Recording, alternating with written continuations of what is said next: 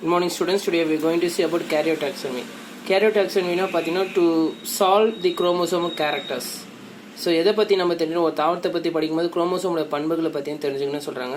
So உங்களுக்கு தெரியும் chromosome அதை கேரியர்ஸ் ஆஃப் ஜெனட்டிக் இன்ஃபார்மேஷன்ஸ். குரோமோசோமில் உங்களுக்கு என்ன இருக்குன்னா குரோமோசோம் ஜெனட்டிக் மெட்டீரியல் இருக்கும். Okay, increase knowledge about the chromosomes have been used for extensively biosystematic studies. நல்லா கவனிங்க, ஒரு பிளான்ட்டோட கேரக்டர்ஸ் தெரிஞ்சுக்கணும், ஒரு பிளான்ட்டோட பண்புகள் தெரிஞ்சுக்கணும், ஒரு தாவரத்தை வகைப்படுத்தணும், ஒரு தாவரத்தோட சிக்கல்களை களையணும்னு சொல்லும்போது பார்த்தீங்கன்னா நம்மளுக்கு எதோட நாலேஜ் ரொம்ப முக்கியம்னு சொல்லும்போது பார்த்தீங்கன்னா குரோமோசோமோட நாலேஜ் ரொம்ப முக்கியம்.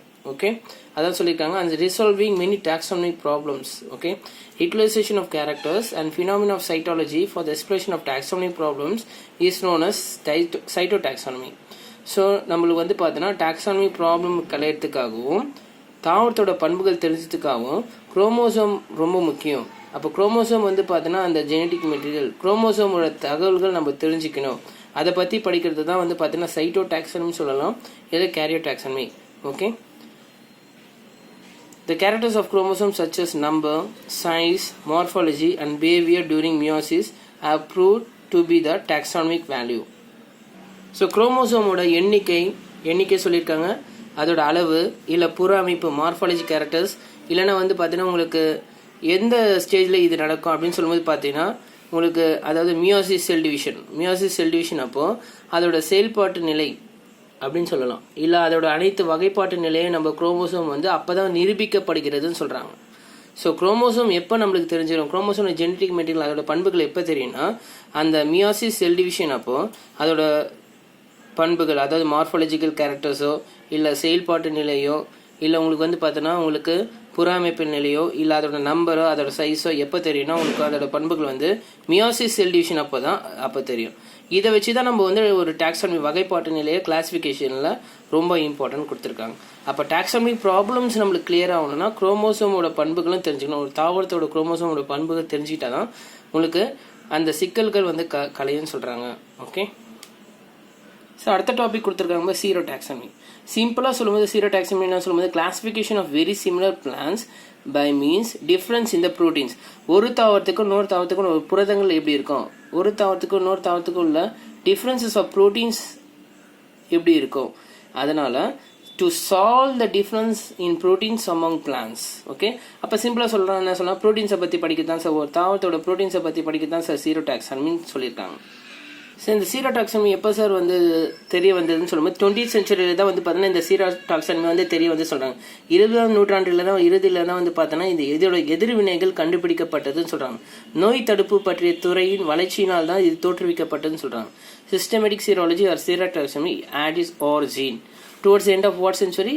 20th century with the discovery of serological reactions and development of disciplines of immunology. Okay, உங்களுக்கு வந்து அதாவது உங்களுக்கு எந்த வளர்ச்சினா நோய் தடுப்பு மற்றும் பற்றிய துறையின் வளர்ச்சியில் தான் தோற்றுவிக்கப்பட்டதுன்னு சொல்லியிருக்காங்க. The classification of very similar plants by means of difference in their proteins. நல்லா கவனிங்க, ஒரே மாதிரியான தாவரங்கள் எப்படி வச்சு சார் நீங்கள் கிளாஸிஃபை பண்ண முடியும்? ஒரே மாதிரியான தாவரங்கள் இருக்கும்பொழுது அதில் ஒரு தாவரத்துக்கும் இன்னொரு தாவரத்துக்கும் புரதங்கள் வந்து பார்த்தோன்னா மாற்றங்கள் இருக்கும் அப்படின்னு சொல்லியிருக்காங்க.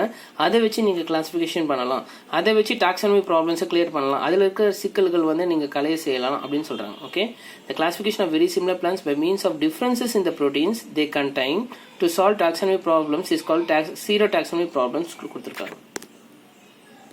அதாவது அது ஒரே மாதிரியான பண்புகள் சொல்லலாம், ஒத்த பண்புகள் சொல்லலாம், இல்லை ஒரே மாதிரியான பண்புகளை கொண்ட தாவரங்களின் வகைப்பாட்டில் காணப்படும் சிக்கல்களை தீர்க்க. ஓகே, என்னது ஒரே மாதிரியான பண்புகள் கொண்ட தாவரங்களின் வகைப்பாட்டில் காணப்படும் சிக்கல்களை தீர்க்க அவற்றில் காணப்படும் புரதங்கள் அதாவது புரோட்டீன்ஸ் அதன் அடிப்படையில் வகைப்படுத்தணும், ஒரு தாவரத்தை வகைப்படுத்தணும்னு சொல்றாங்க. அப்படி பண்ணா நம்மளுக்கு அந்த டாக்ஸானமி ப்ராப்ளம்ஸ் வந்து கிளியர் ஆகும்னு சொல்றாங்க.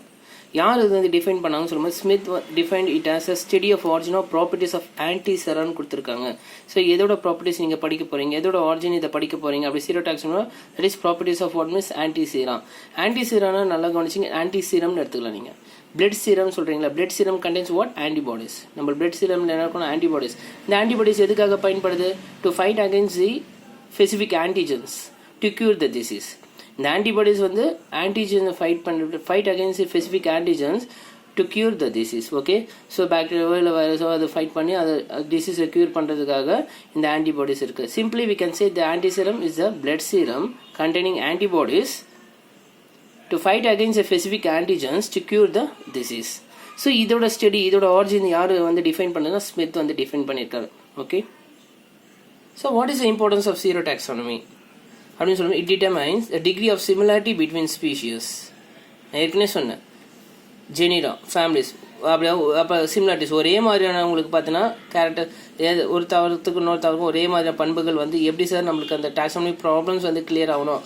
By comparing the reaction of antigens வச்சு தான் நம்ம வந்து ஒரு தாவரத்துக்கு இன்னொரு தாவரத்துக்கும் உள்ள பண்புகளை வச்சு ஈஸியாக நம்ம டாக்ஸானமி ப்ராப்ளம்ஸை கிளியர் பண்ண முடியும். From various plant taxa with antibodies raised against antigen of a given taxon. So ஆன்டிஜனோட எதிர்வினைகளை நம்ம ஒப்பிடணும். ஒரு தாவரத்துக்கு இன்னொரு தாவரத்துக்கு ஆன்டிஜனோட எதிர்வினைகளை நம்ம ஒப்பிடும் பொழுது நம்ம ஈஸியாக என்ன பண்ண முடியும்? அதாவது ஸ்பீஷியஸோ இல்லை ஜீனஸோ இல்லை ஃபேமிலிஸோ நம்ம என்ன பண்ணலாம், அதை வந்து பார்த்தீங்கன்னா ஒற்றுமையை நம்ம தீர்மானிக்கலாம். ஒரு தாவரத்துக்கு இன்னொரு தாவரத்துக்கு உள்ள ஒற்றுமை எப்படி இருக்கும்னு சொல்லிட்டு ஈஸியாக கண்டுபிடிச்சிருக்கலாம். ஓகே, ஸோ ஒரு எக்ஸாம்பிள் கொடுத்துருக்காங்க பாரு, the assignment of Phaseolus aureus.